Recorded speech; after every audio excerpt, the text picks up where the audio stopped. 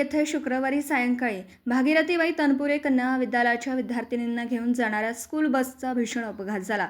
बसचा पुढील पाटा तुटल्याने चालकाचं वाहनावरील नियंत्रण सुटलं आणि बस रस्त्यालगत सुमारे 15 ते 20 फूट खाली काका शेळके यांच्या शेतात जाऊन पलटी झाली। या अपघातात सुदैवाने कोणतीही जीवितहानी झाली नसली तरी 20 ते 25 विद्यार्थी जखमी झाले असून त्यांच्यावर राहुरी शहरातील विविध रुग्णालयांमध्ये उपचार सुरू आहेत।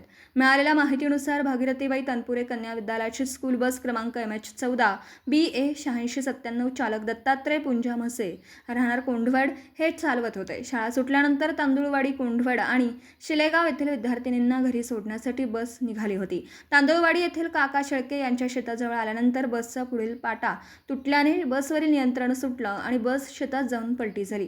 अपघातानंतर परिसरात मोठी धावपळ उडाली। स्थानिक नागरिकांनी तातडीने मदतकार्य सुरू करून जखमी विद्यार्थिनींना बाहेर काढलं। त्यानंतर त्यांना तातडीने राहुरी शहरातील विविध रुग्णालयांमध्ये उपचारासाठी दाखल करण्यात आले।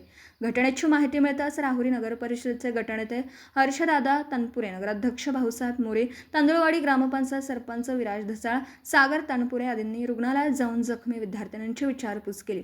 तसेच पालकांशी संवाद साधून आवश्यक मदतीचं आश्वासन दिलं। दरम्यान भीम आर्मी स्टुडंट्स फेडरेशनने यापूर्वीच विमा नसलेल्या व नियमांचं पालन न करणाऱ्या स्कूल बसांवर कारवाई करण्याची मागणी करत राहुरी शहरातील शाळा व महाविद्यालयांना निवेदनं दिली होती। मात्र संबंधित प्रशासनाने याकडे दुर्लक्ष केल्याचा आरोप संघटनेने केला आहे। या घटनेच्या पार्श्वभूमीवर दोषींवर कठोर कारवाई करण्याची मागणी करण्यात येत असून या प्रकरणी लवकरच तीव्र आंदोलन छेडण्यात येणार असल्याचा इशारा भीम आर्मी स्टुडंट्स फेडरेशनने दिला आहे। अपघाताचं नेमकं कारण आणि बसची तांत्रिक स्थिती याबाबत संबंधित यंत्रणांकडून पुढील तपास सुरू आहे। दीपक साळवेसह योगेश पवार, न्यूज 14 राहुरी।